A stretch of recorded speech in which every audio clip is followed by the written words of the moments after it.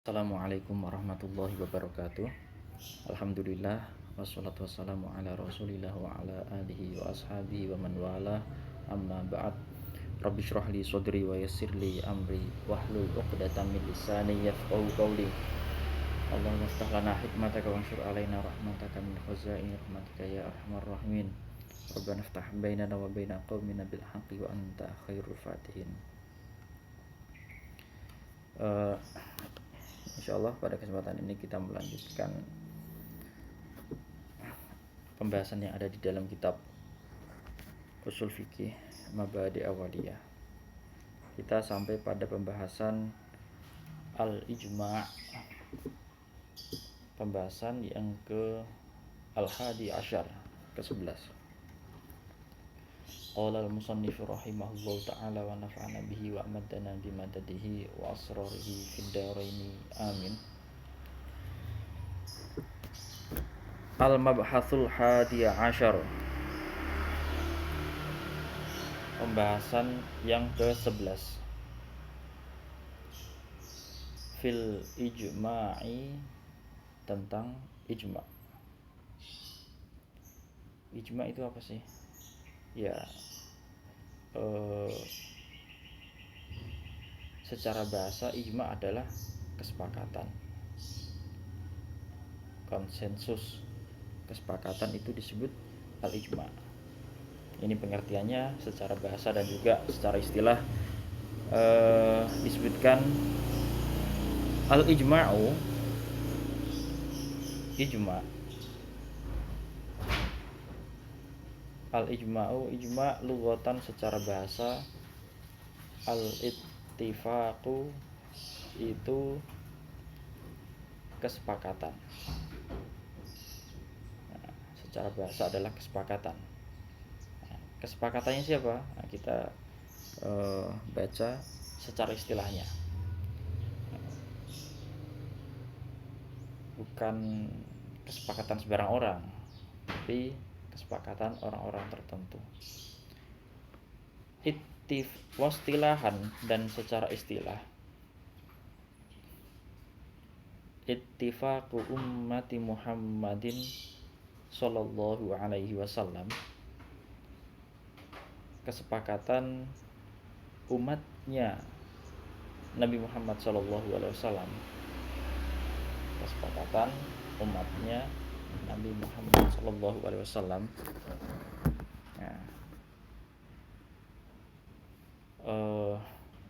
Umatnya yang dimaksud di sini adalah bukan semuanya, tapi mereka yang sudah mencapai derajat ijtihad. Kalau kesepakatannya orang-orang biasa atau orang-orang yang tidak punya ilmu, ya apa artinya?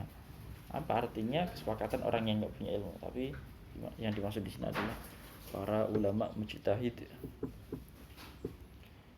Ba'da wafatihi, setelah wafatnya Nabi Muhammad, fi asrin minal a'sori, di suatu masa, zaman, di suatu masa,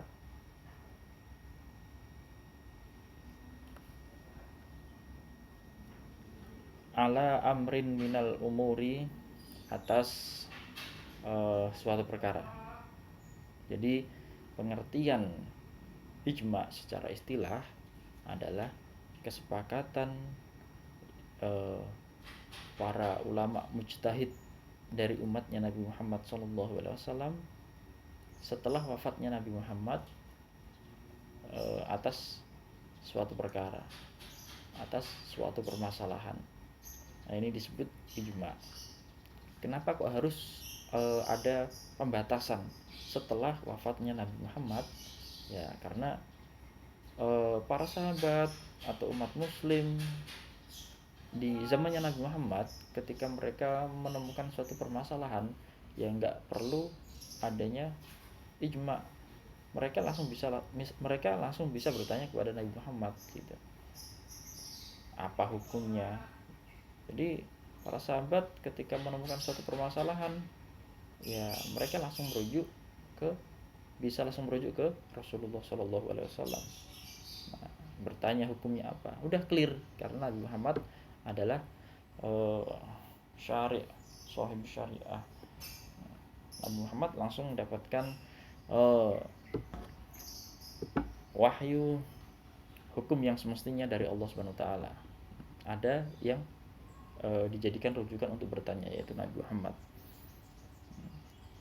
Apa artinya kesepakatan para sahabat terhadap suatu permasalahan sementara Nabi masih hidup? Nah, kalau Nabi masih hidup dan para sahabat bersepakat dan ternyata kesepakatan itu berbeda dengan hukum yang semestinya yang ditentukan Nabi Muhammad, ya kesepakatan itu nggak ada artinya. Berbeda ketika Nabi Muhammad diam, nah, nanti masuknya ke ikrar atau ketetapan.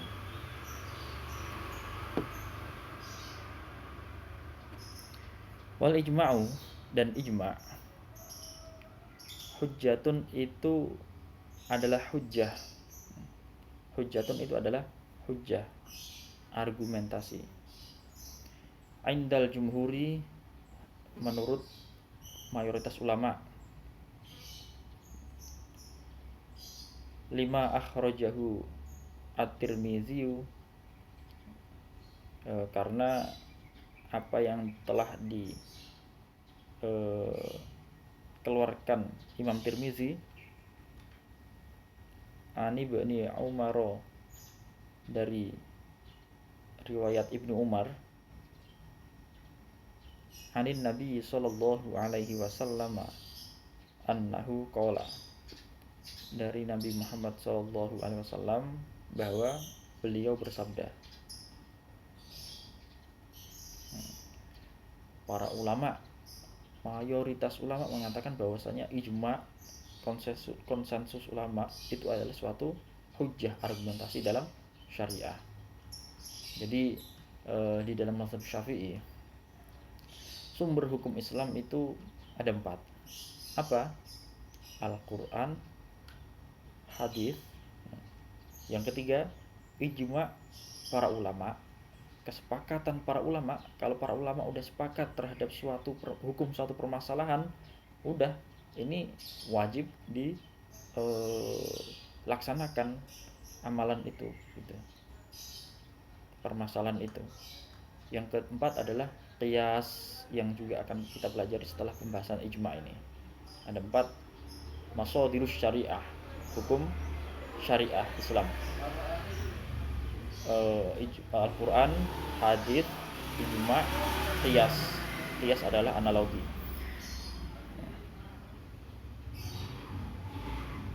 Ijma dikatakan sebagai hujjah, alasan para ulama adalah karena hadis Nabi Muhammad ini, la tajtami'u ummati, umatku tidak berkumpul. La tajtami'u ummati, umatku tidak berkumpul alat dolalati, atas suatu kesesatan. Atas suatu kesesatan. Kata Nabi Muhammad, umatku tidak berkumpul atas suatu kesesatan. Tidak berkumpul ini apa namanya? Ya, sesuatu yang akan terjadi. Umatku tidak akan berkumpul atas suatu kesesatan.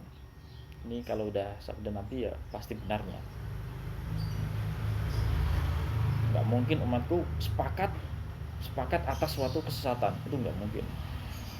Wa yadullahi, dan pertolongan Allah, alal jama'ati, atas suatu perkumpulan.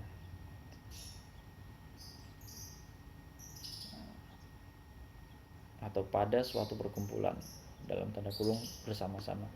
Jadi Allah SWT itu memberi pertolongan, memberi apa namanya, ya, pertolongan dalam hal kebenaran ketika umatnya Nabi Muhammad berkumpul dalam suatu permasalahan, Nah, bisa juga hal yang terkait dengan hal ini adalah musyawarah. Musyawarah juga termasuk sesuatu yang eh, apa namanya, yang menjadi keperluan dalam suatu pembahasan gitu. Insya Allah sesuatu yang sudah dimusyawarahkan ini adalah hasil yang terbaik untuk kemaslahatan mereka. Makanya dalam suatu permasalahan misalnya, ketika sudah disepakati dalam musyawarah dan kamu gak setuju, udah ya apa namanya, kamu gak ikut musyawarah kok, gak setuju kesepakatan yang sudah ditentukan itu, ya jangan mengadakan penolakan. Kalau mau ya ikut musyawarah gitu. Wal ijma'u, dan ijma' yasihu itu sah biqaulihim, dengan perkataan mereka, wa bi fi'lihim, dan dengan perbuatan mereka,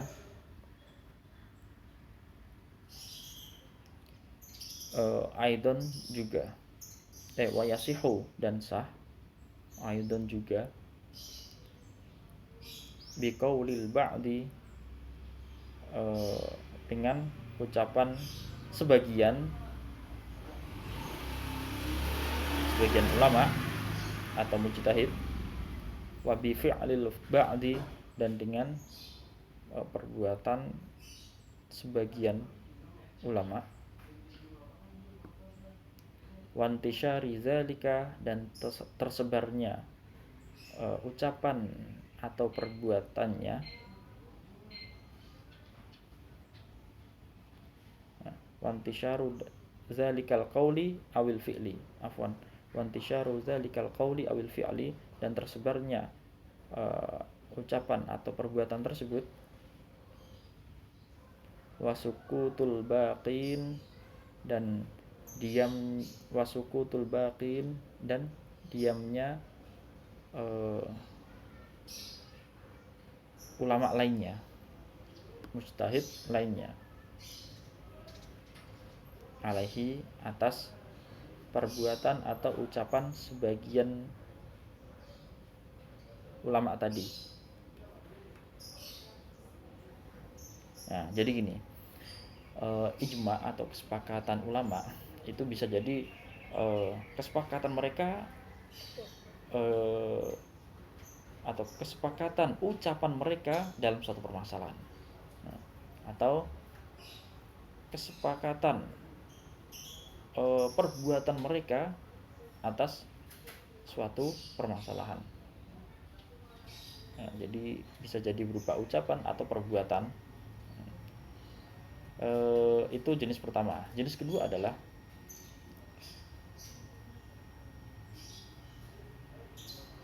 para ulama sedunia atau mujtahid sedunia itu tidak mengatakan secara jelas kesepakatan mereka atas suatu permasalahan, atau tidak melakukan suatu perbuatan secara nyata atas suatu perbuatan, atas suatu permasalahan. Namun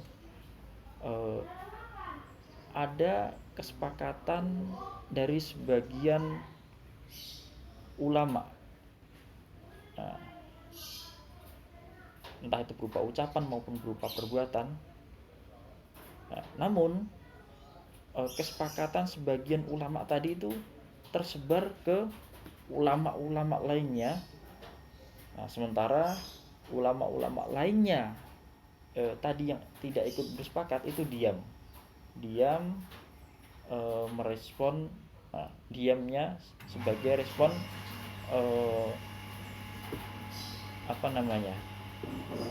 kesepakatan tersebut. Nah, ini juga sah. Kalau ulama-ulama yang lainnya yang tidak ikut bersepakat itu diam mengetahui kesepakatan sebagian ulama, ini juga sah. Dan ini disebut ijma' sukuti. Wa yusamma dzalika, dan hal itu disebut bil ijma'i as-sukuti, dengan ijma' sukuti. Bil ijma'i sukuti, dengan ijma' sukuti. Ini hampir sama praktiknya seperti iqrar Rasulullah sallallahu alaihi wasallam. Wajtama'u, dan ini contoh ya, paragraf ini merupakan contoh. Wajtama'u, dan ulama bersepakat, ulama mujtahid, ulama bersepakat ala naqdil wudu'i, atas batalnya wudu,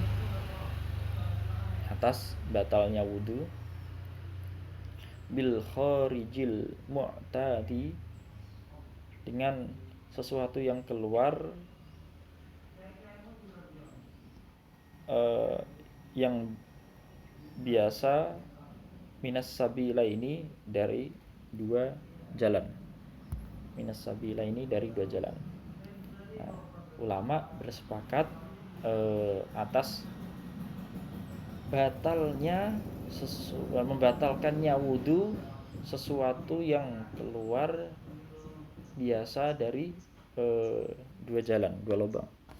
Wahwa, yaitu al-baulu, kencing, air kencing, wal itu, dan ghaid, kotoran yang keluar dari belakang itu, tinja. Wa'alam, ini tadi adalah salah satu contoh ijma' para ulama. Di antara contoh ijma' lagi adalah kesepakatan ulama tentang najisnya khamr. Najisnya sesuatu yang memabukkan dan itu cair. Sesuatu cair yang memabukkan itu najis. Kesepakatan ulama atas hal ini itu disebut ijma' juga. Ada lagi kalau dalam masalah ilmu waris itu saudara seayah dan seibu atau seibu doang itu terhalang dengan ayah, dengan abun. Nah, hal-hal seperti ini tidak ditemukan di dalam Al-Quran maupun dalam hadis. Hal ini adalah murni ijtihad para ulama, tentu berdasarkan Al-Quran dan hadis. Tidak disebutkan secara tersurat, tapi dari apa yang ada di dalam Al-Quran dan juga hadis dengan pemahaman para ulama, muncullah ijma'. Sekalipun ijma' ini munculnya dari ijtihad para ulama, tapi tetap berlandaskan Al-Quran maupun hadis, yang tidak bisa dilakukan oleh orang-orang biasa. Wa'alam, dan ketahuilah anna Syafi'iyya, sesungguhnya Imam Syafi'i, qad istadalla, telah menjadikannya dalil, beristidlal atau menjadikannya dalil ala itsbatil qiyasi, atas tetapnya qiyas, wa khabaril wahidi, dan khabar ahad,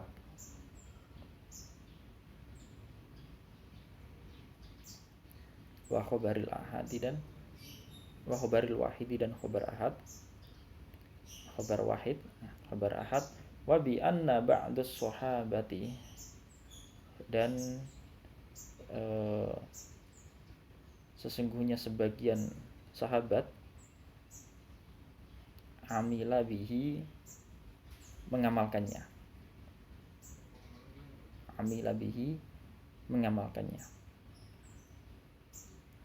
walam yazhar minal baqin, dan tidak tampak dari sebagian sahabat lainnya,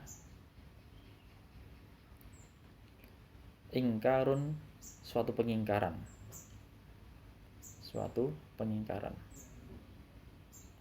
Nah, jadi termasuk alasan Imam Syafi'i itu menjadikan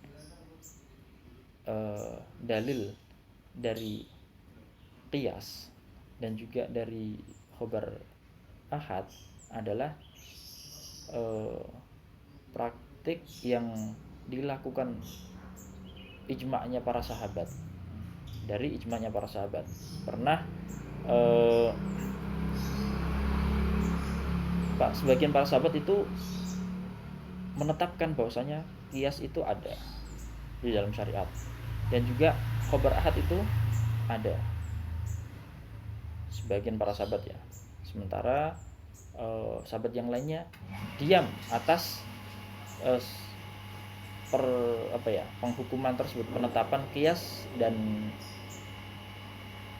khobar ahad sebagai dalil.